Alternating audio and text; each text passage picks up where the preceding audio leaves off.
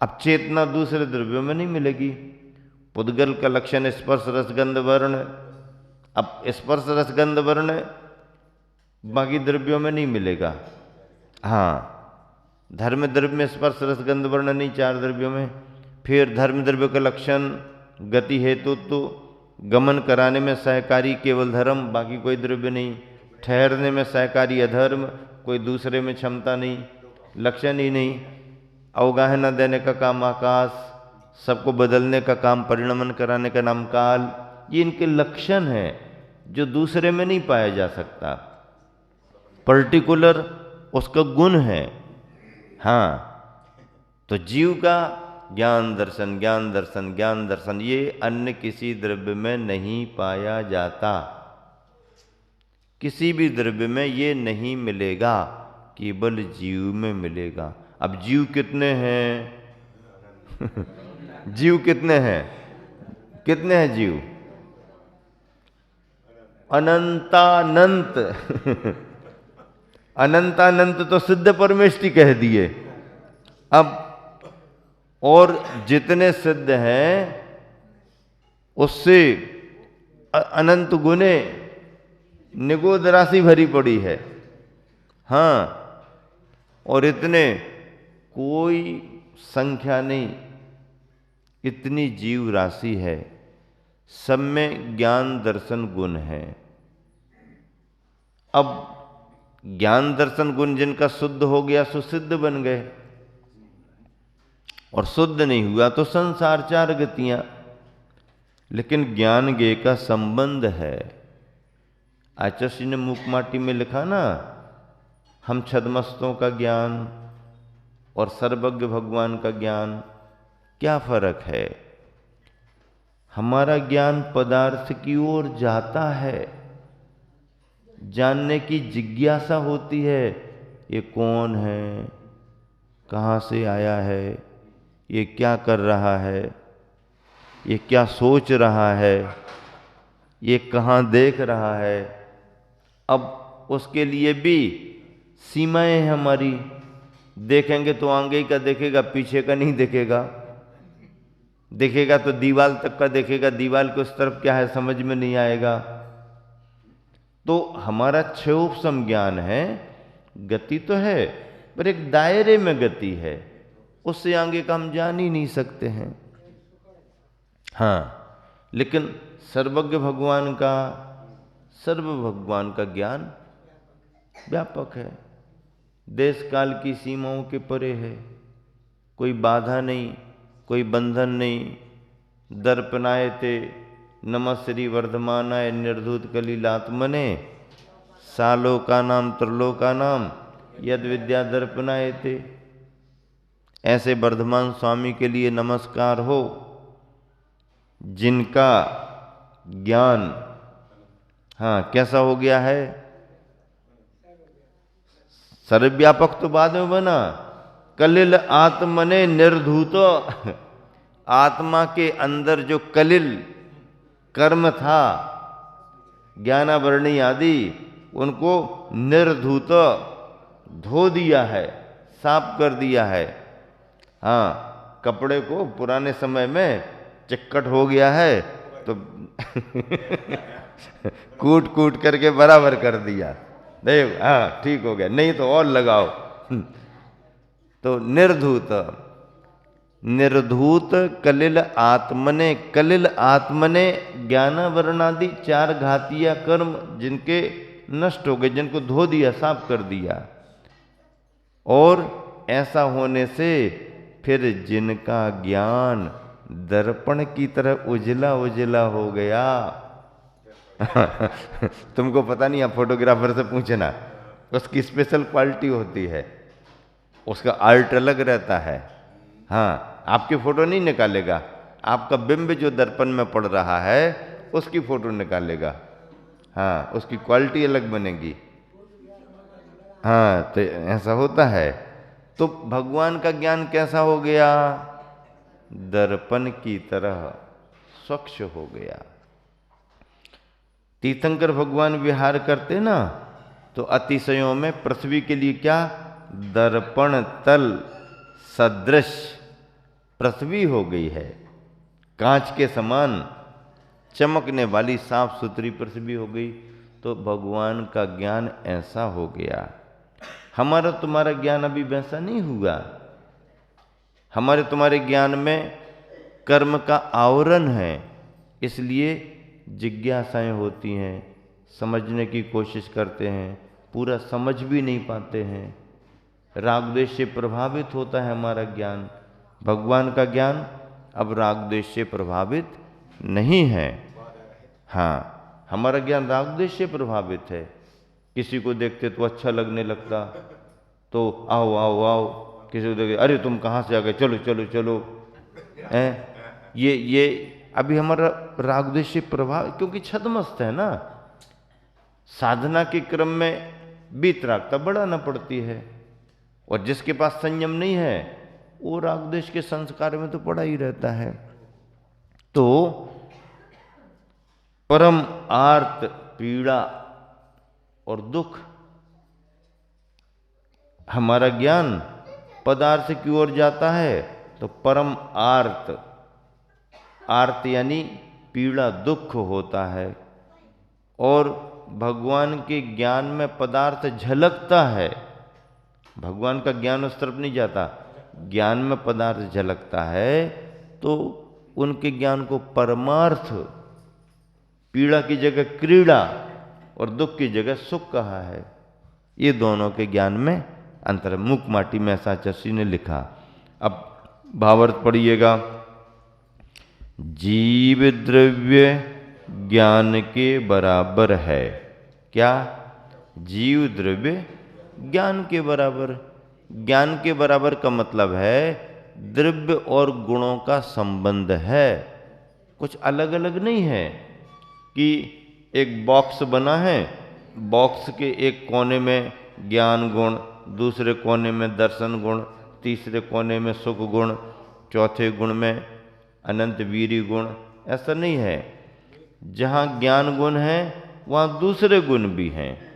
तो जीव के जितने प्रदेश हैं उन सब प्रदेशों में ज्ञान गुण का संबंध है, इसलिए जीव द्रव्य ज्ञान के बराबर है। क्योंकि द्रव्य अपने अपने गुण पर्याय के समान होता है, इसी न्याय से जीव भी अपने ज्ञान गुण के बराबर हुआ। आत्मा ज्ञान से ना तो अधिक ना कम परिणमन करता है। हाँ, आत्मा ज्ञान से ना तो अधिक और न कम परिणमन करता है। जैसे सोना अपनी कड़े कुंडल आदि पर्यायों, सोना किस रूप में कुछ भी बना दो तो सोना अपनी कड़े कुंडल आदि पर्यायों तथा पीले वर्ण आदि गुणों से कम अधिक नहीं परिणमता। हाँ, अब आपने कड़ा बना दिया, कंगन बना दिया, तो जो बना दिया सोना उतने में आ गया। फिर पीला गुण सब तरफ है, सब बराबर रहेगा। उसी प्रकार आत्मा भी समझना, उसी प्रकार अपने जीव आत्मा को भी समझना। और ज्ञान ज्ञेय, ज्ञान जो है और ज्ञान ज्ञेय यानी पदार्थों के प्रमाण है। और ज्ञान कैसा है? ज्ञान कैसा है? पदार्थों के प्रमाण है। ज्ञान ज्ञेय के प्रमाण, ऐसा जिनेंद्र देव ने कहा है। जैसे ईंधन में स्थित अग्नि, अभी हमने कहा था ना, उदाहरण दिया था, जैसे ईंधन अर्थात लकड़ी में स्थित अग्नि लकड़ी के बराबर है। ईंधन में स्थित अग्नि ईंधन के बराबर, लकड़ी में लगी हुई अग्नि लकड़ी के बराबर है। उसी तरह सब पदार्थों को जानता हुआ ज्ञान ज्ञेय के प्रमाण है। ज्ञेय है यह लोक और इस लोक से बाहर अकेला आकाश, उसको अलौक जानना।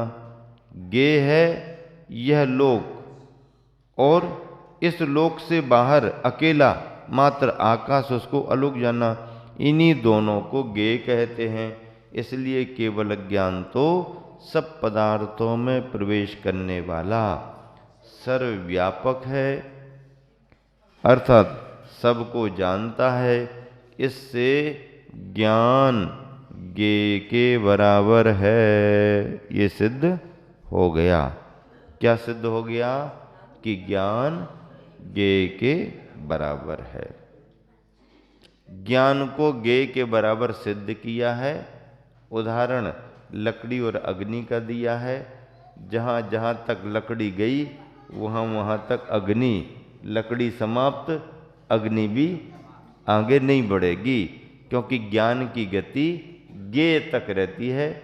जहाँ जहाँ ज्ञेय वहाँ वहाँ ज्ञान। पद्यानुवाद पढ़ें।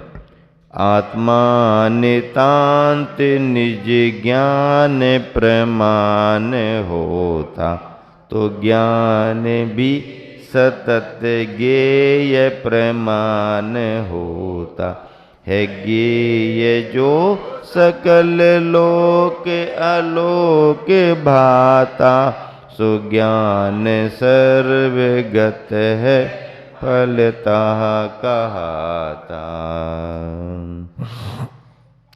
आत्मा गुरुवर आचार्य के द्वारा लिखा गया पद्यानुवाद है।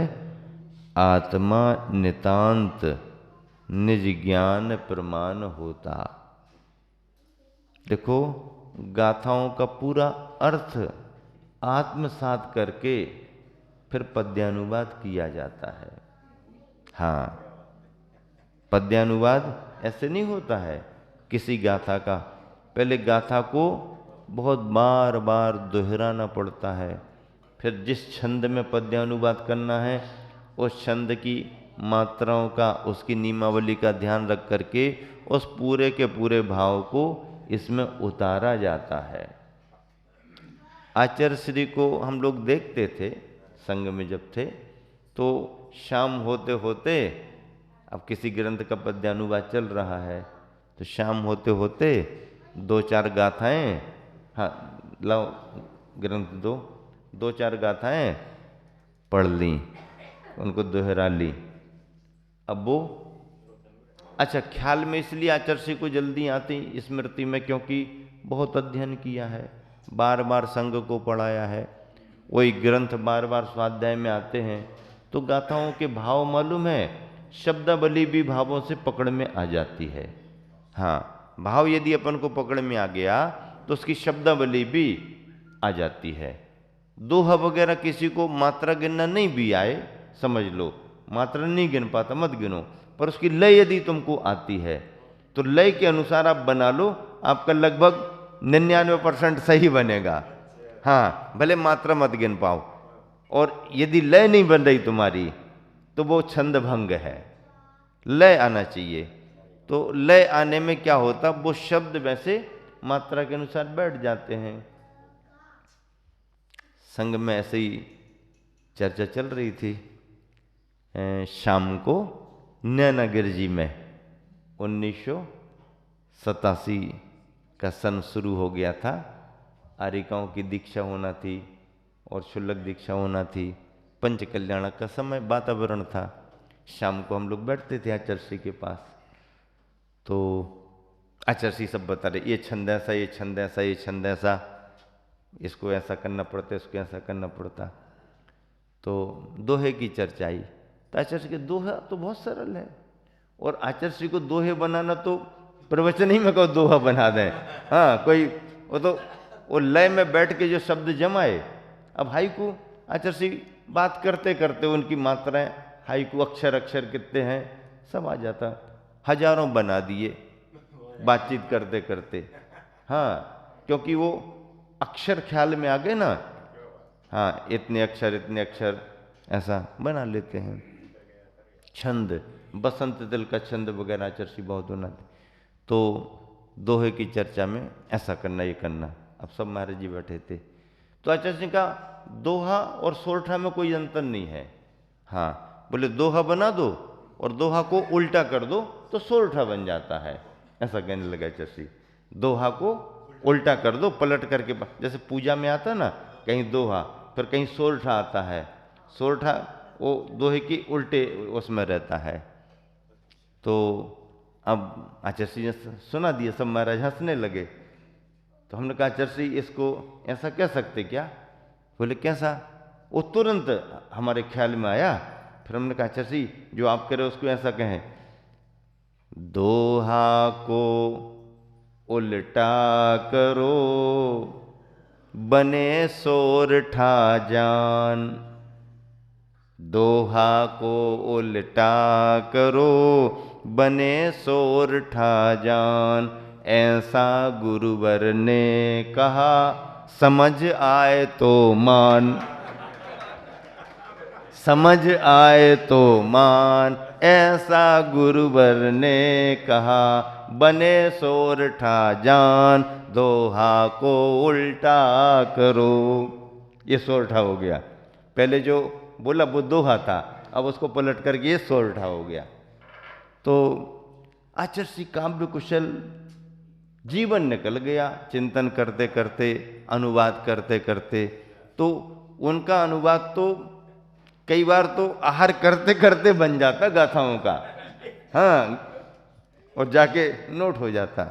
शाम को 2-4 गाथाएं पढ़ ली और रात भर जुगाली चिंतन चलता रहता। ऐसी गुरुवर की क्षमता है। श्रुत ज्ञान की सार्थकता। जो ही सुदेन बिजाण दी अपानम जानगम सहावेन। तम सोय केवली मिसिनो भनंति लोयप दीवैरा।